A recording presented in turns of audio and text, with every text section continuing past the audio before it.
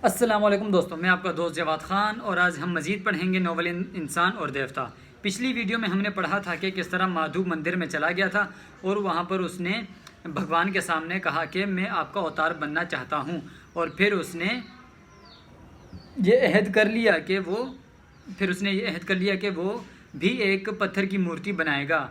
मगर उसके एक दिल में एक ख्याल आया कि उसने सोचा कि उसने सवाल किया कि सफ़ेद पत्थर, और फिर उसने ख़ुद ही जवाब दे दिया कि सफ़ेद पत्थर जो हैं वो दरिया पर बहुत मिल जाएंगे। तो अब आइए मज़ीद पढ़ते हैं कि आगे क्या होता है। सुबह के वक्त मंदिर के बरामदे में नामुकम्मल मूर्ति के पास पड़े हुए संग तराशी के बहुत से औजार गायब थे। ठिगने संग तराश ने आसमान सर पर उठा रखा था। वो हथौड़ा मैंने दिल्ली से ख़रीदा था, वो तीशा मैंने बनारस से लिया था, और फ़लाँ फ़लाँ औजार मैंने फ़लाँ फ़लाँ जगह से लिए थे। अब मुझे फिर रामनगर जाना पड़ेगा। दुहाई भगवान की, अरे भगवान के मंदिर में चोरी। दूसरी तरफ शंकर गोपाल को और गोपाल शंकर को बुरा भला कह रहा था। तुम एक गधे की नींद सोते हो, तुम्हारे खराटों से मेंढक की सी आवाज़ निकलती है। बिल आखिर दोनों ने फैसला किया कि रात के वक्त यहाँ कोई नहीं आया। ठिगने संग तराश ने गुस्से से एड़ियाँ ऊपर उठाते, दांत पीसते और अपने सर पर धतड़ मारते हुए कहा, ज़रूर आया है, शाम तक मेरे औजार यहीं थे। अगर कोई नहीं आया तो मेरे चोर तुम हो। मैं पुरोहित के पास जाऊंगा, मैं सरदार के पास जाऊंगा, मैं राजा के पास जाऊंगा। फिर वो मज़ीद गुस्से में, जिस तरह वो इंसान करते हैं, मैं उस सवालात के जो होता है ना, उसी तरीके पर वो बोलने लगता है। गोपाल और शंकर हैरान थे कि ये वही है जो दूसरों को हाथी दान किया करता है। दोपहर के वक्त शहर में सरदार रामदास के सामने पुरोहित, शंकर, गोपाल और संगतराश अपनी बदहवासियों का मुजाहरा कर रहे थे। संगतराश अपनी खोई हुई दौलत हासिल करना चाहता था। शंकर शूद्रों के खिलाफ हुकूमत की तरफ से सख्त कार्रवाई का मुतालबा कर रहा था। पुरोहित अपने मंदिर के पुजारियों को बचाना चाहता था। रामदास को हुकूमत की बदनामी का खौफ था। वो शूद्रों के मुतल्लिक शंकर की बातों से पैदा होने वाले शकूक रफा करने की कोशिश कर रहा था। गोपाल अब तक खामोश खड़ा था। रामदास ने पूछा, क्यों गोपाल, तुम्हारा क्या ख्याल है? गोपाल इस वाक़ये पर शंकर और पुरोहित की तरह परेशान न था।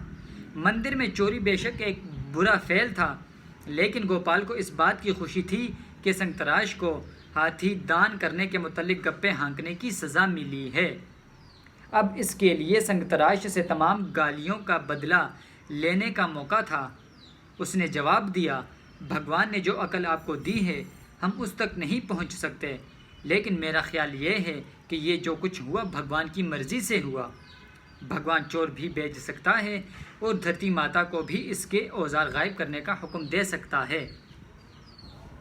मेरा ख्याल है इसके औजार धरती माता ने गायब किए हैं, शायद इसलिए कि जो मूर्ति ये बनाना चाहता है वो भगवान को पसंद न थी, और या शायद इसलिए कि उसने भगवान के मंदिर में हमसे बहुत झूठ बोला था और इसे इस झूठ की सज़ा मिली है। संगतराश ने आपे से बाहर होते हुए कहा, झूठ झूठ, अरे पापी, मैंने तुमसे क्या झूठ बोला? गोपाल ने जवाब दिया, ठहरो, मैं बताता हूँ। हाँ पुरोहित जी, मैं आपसे एक बात पूछना चाहता हूँ। इसकी उम्र क्या होगी? पुरोहित ने संगतराश की तरफ गौर से देखते हुए जवाब दिया, कोई 60 बरस। संगतराश ने बिगड़ कर कहा, 60 नहीं 50, बल्कि 2 महीने कम। गोपाल ने पुरोहित से दूसरा सवाल किया, क्यों पुरोहित जी, रामनगर में काली देवी का मंदिर कब बना था? पुरोहित ने जवाब दिया, उसे सदियां हो गई, और मूर्ति को वो भी बहुत पुरानी है। ये कहता है कि काली देवी की मूर्ति मैंने बनाई है और उसे एक हाथी इनाम में मिला था। ये बकता है, संगतराश ने आपे से बाहर होते हुए कहा। गोपाल ने कहा, महाराज आप शंकर से पूछ लीजिए। रामदास ने पूछा, क्यों शंकर? आम हालात में शंकर गोपाल की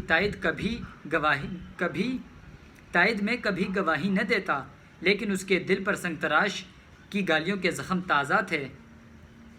उसने जवाब दिया, सिर्फ रामनगर की काली देवी ही नहीं, सिर्फ रामनगर की काली देवी ही नहीं सरकार, ये तो कहता था कि हिंदुस्तान के तमाम बड़े बड़े मंदिरों की मूर्तियाँ मैंने बनाई हैं और राजों और महाराजों ने मुझे इतने हाथी दिए हैं कि मेरे घर उन्हें बांधने की जगह नहीं, और मैंने उन्हें हिंदुस्तान के तमाम बड़े बड़े पुरोहितों को दान कर दिया है। अब पुरोहित की बारी थी। उसने हंसते हुए कहा, मुझे तो इसने एक बकरी का बच्चा भी नहीं दिया। संतराश की एड़ियाँ ज़मीन से उठ चुकी थीं और उसका जिस्म गुस्से से कांप रहा था। उसने लरजती हुई आवाज़ में कहा, ये पाप है, ये अंधेर है, मेरे औजार इन बदमाशों ने ही चुराए हैं, मैं इनसे बदला लूँगा, मैं राजा के पास जाऊँगा। रामदास ने अपनी जेब से सोने के 3 सिक्के निकालते हुए संतराश के सामने फेंक दिए और कहा, ये लो और भागो यहाँ से, हमें तुम्हारी बनाई हुई मूर्ति की भी ज़रूरत नहीं। संतराश ने कांपते हुए हाथों से सिक्के उठाए और बाहर निकल आया। पुरोहित शंकर और गोपाल के सर से गोया बला टल गई। मंदिर की तरफ वापस जाते हुए गोपाल ने शंकर से कहा, शाबाश बेटा, झूठ बोलना तुम्हारी ही हिस्सा है, खूब गत बनाई इस उल्लू की। शाम के वक्त रामदास ने गोपाल को बुला भेजा। जब वो शहर से वापस आया तो उसके साथ एक गाय थी। उसने शंकर को दूर से आवाज़ दी, बेटा शंकर, सरदार ने मुझे दान किया है, तुम दूध और मक्खन में मेरे हिस्सेदार हो, सिर्फ घास लाना पड़ेगी। शंकर कलेजा महसूस कर रह गया। शाम के वक्त अर्जुन ने खाना खाते हुए सावित्री से कहा, तुमने सुना, गुज़िश्ता रात किसी ने मंदिर से संतराश के औजार चुरा लिए हैं। सावित्री ने हैरान होकर कहा, भगवान के मंदिर में चोरी, भला ऐसा पाप कौन कर सकता है? ये किसी शोधर का काम हो सकता है। मोहिनी का माथा ठिंका। वो अर्जुन के करीब आकर खड़ी हो गई और कहने लगी, पिताजी, चोर का कुछ पता नहीं लगा। बेटी तलाश हो रही है, अगर चोर पकड़ा गया तो बहुत बड़ी सज़ा दी जाएगी उसे। कैसी सज़ा पिताजी? मेरे ख्याल में उसका बलिदान दिया जाएगा। अगर कोई ऊंची ज़ात का हुआ तो भी। पगली कहीं की, भला ऊंची ज़ात का आदमी मंदिर में चोरी कर सकता है? ये किसी शोधर का काम है। मोहिनी खामोश हो गई और अर्जुन और सावित्री कुछ देर बातें करने के बाद सो गए। मोहिनी देर तक जागती रही। उसे बार बार माधु का ख्याल आता रहा और वो हर बार अपने दिल को ये कहकर तसल्ली दे रही थी कि माधु ऐसा नहीं कर सकता, वो हरगिज़ ऐसा नहीं कर सकता। भगवान करे कि उसने ऐसा नहीं किया हो। आधी रात के बाद नींद ने उसके ख्यालात सपनों में तब्दील कर दिए। वो झील के किनारे माधु से बातें कर रही थीं। वो कह रहा था, मोहिनी, मैं एक बहुत बड़ा भगवान बना रहा हूँ, बिल्कुल तुम्हारे भगवान जैसा। मुझे पत्थर तराशने के औजार मिल गए हैं।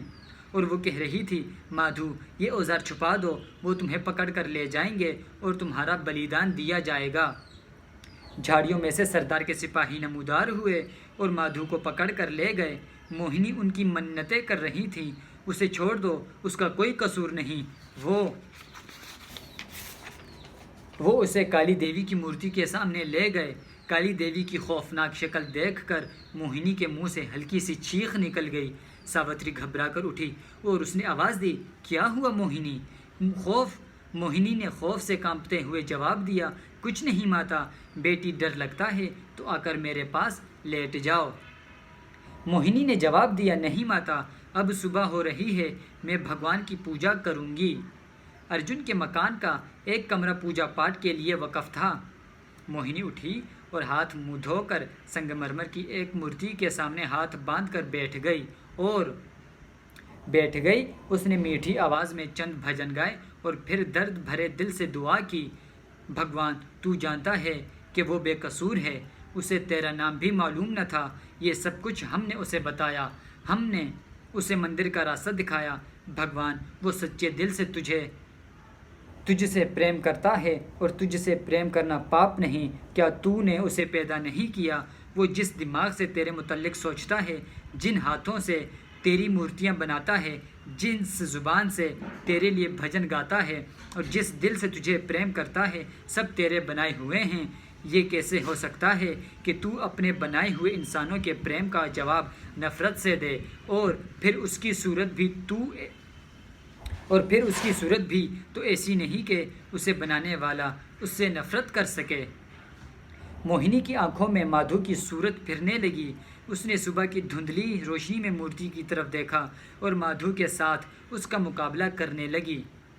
संगमरमर की बेजान मूर्ति में एक पुरअसरार हैबत के सिवा कुछ न था। उसके मुकाबले में माधु के खतोखाल की रोनाई और दिल फरेबी कहीं ज़्यादा थी। मूर्ति की बेहिस और पुरसुकून आंखों के मुकाबले में उसे माधु की सियाह और चमकदार आंखों की गहराई में ज़िंदगी की एक खुशगवार झलक नज़र आई।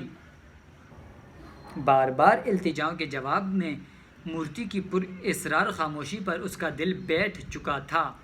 उसकी गर्म और तेज़ सांस ठंडी आहों में तब्दील हो चुकी थी, लेकिन माधु के तसव्वुर ने उसकी मुर्दा रगों में एक इर्तिआश पैदा कर दिया।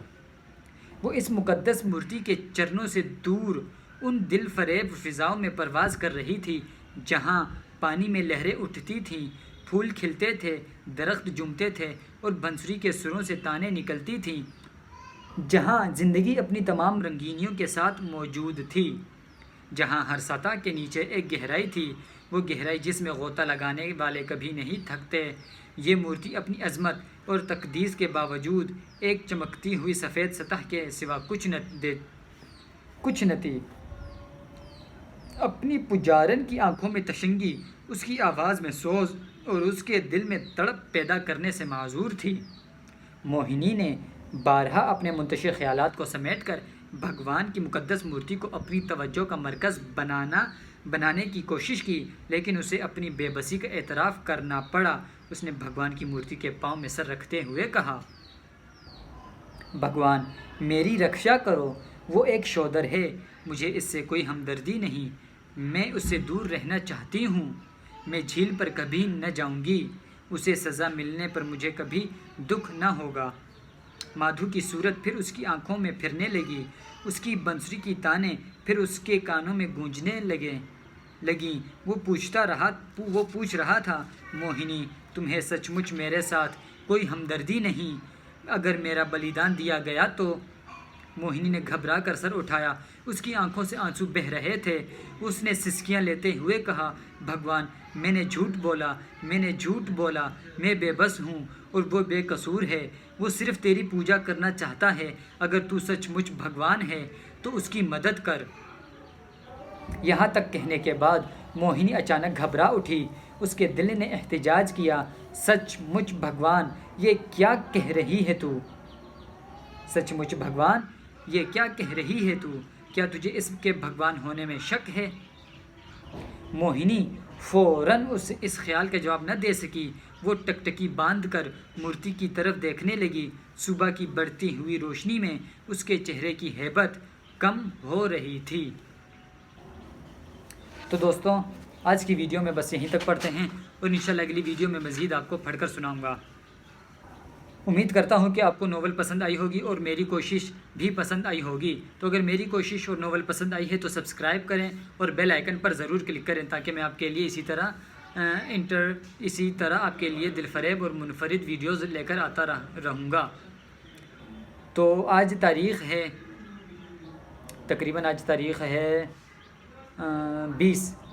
आज तारीख़ है 20 अप्रैल 2020 और मंगल का और पीर का दिन है।